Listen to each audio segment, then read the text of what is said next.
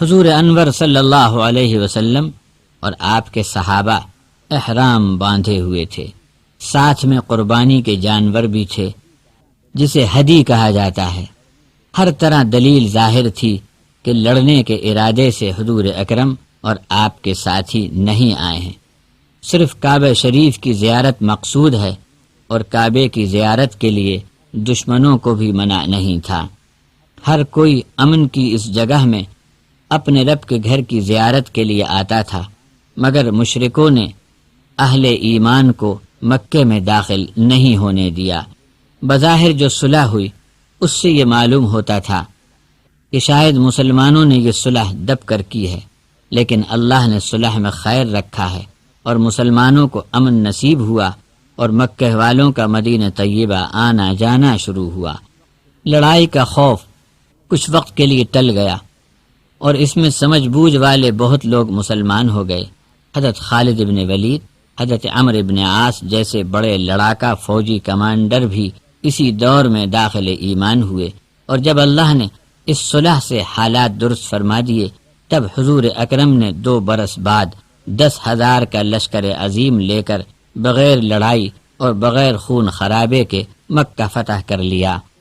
اس صلح سے مسلمانوں کو بہت دکھ ہوا کہ عمرے کے بغیر واپس ہوئے، اور مشرکوں نے بہت ہی ضد کی، جبکہ اگر لڑائی ہوتی تو مسلمان تیار تھے، لیکن حضور اکرم نے بیت اللہ شریف کا ادب قائم رکھا اور لڑائی کو آخر وقت تک ٹالتے رہے کہ حرم میں خون خرابہ نہ ہو، اور بہت ہی دور اندیشی سے بغیر لڑائی کے اہل مکہ کو قابو میں لیا اور امن کا عہد نامہ تیار ہوا۔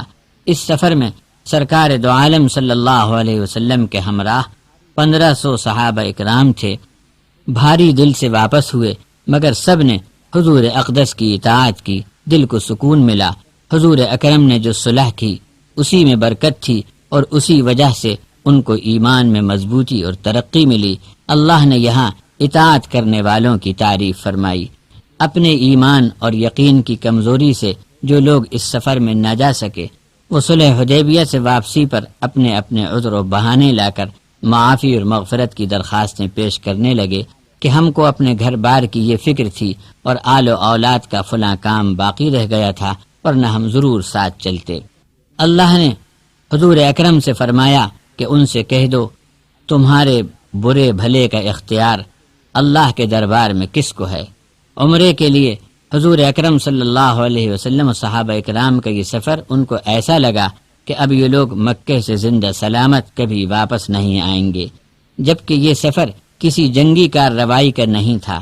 آپ نے احرام باندھ لیا تھا اور قربانی کے جانور ساتھ تھے۔ لڑنے یا حملہ کرنے کا حضرت کا کوئی ارادہ نہ تھا، لیکن منافق یہ حساب لگا کر بیٹھے تھے کہ اب حضور اور آپ کے ساتھی اس سفر سے واپس نہیں آئیں گے، لیکن اللہ نے صلح سے کامیابی کے ساتھ وہ راستے کھول دیے جو کسی بڑی سے بڑی جنگ پر بھی ممکن نہ تھی۔ جب مکہ والوں نے راہ روکی اور عمرہ کرنے کو مسجد حرام جانے نہ دیا اور حالات لڑائی جیسے ہونے لگے، تو حضور اکرم نے اپنے تمام ساتھیوں سے قول و قرار لیا۔ یہی قول و قرار بیعت رضوان کہلاتی ہے۔ جن صحابہ اکرام نے بیعت کی وہ بہت ہی بڑے مرتبے والے مانے گئے۔ حضور اکرم نے ارشاد فرمایا کہ اس بیعت والا کوئی شخص بھی دوزخ میں نہیں جائے گا انشاءاللہ۔ صلح حدیبیہ کے بعد مسلمان احرام کھول کر واپس ہوئے۔ مشرکین نے عمرہ نہیں کرنے دیا۔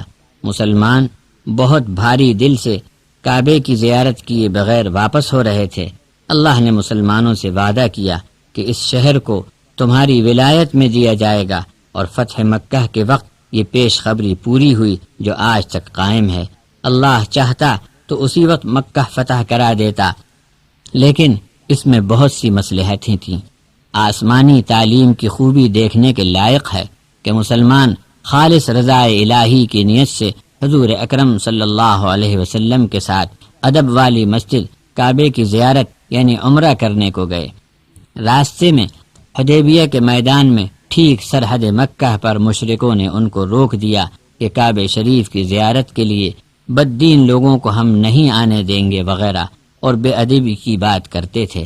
حضور اکرم صلی اللہ علیہ وسلم نے بہت ہی صبر سے جی کو تھام کر ان سے صلح فرما لی، جبکہ دونوں طرف سے لڑائی کے لیے ہاتھ اٹھ گئے تھے اور خون خرابہ ہوتا، ظاہر میں مسلمانوں کی کامیابی معلوم ہوتی تھی، پھر بھی اللہ نے پسند نہ فرمایا، بلکہ بغیر عمرہ کیے مسلمان واپس جائیں یہ چاہا۔ یہاں پر کیسٹ ختم ہوتا ہے۔ اس کیسٹ سے آپ کو اسلام کا نظام جنگ، نظام صلح کیا ہے یہ اچھی طرح معلوم ہو گیا۔ اللہ تعالی ہم سے راضی ہو۔ وآخر دعوانا ان الحمد للہ رب العالمین والصلاة والسلام علی اشرف المرسلین محمد وآلہ واصحابہ اجمعین ومن تبعہم بإحسان الی یوم الدین۔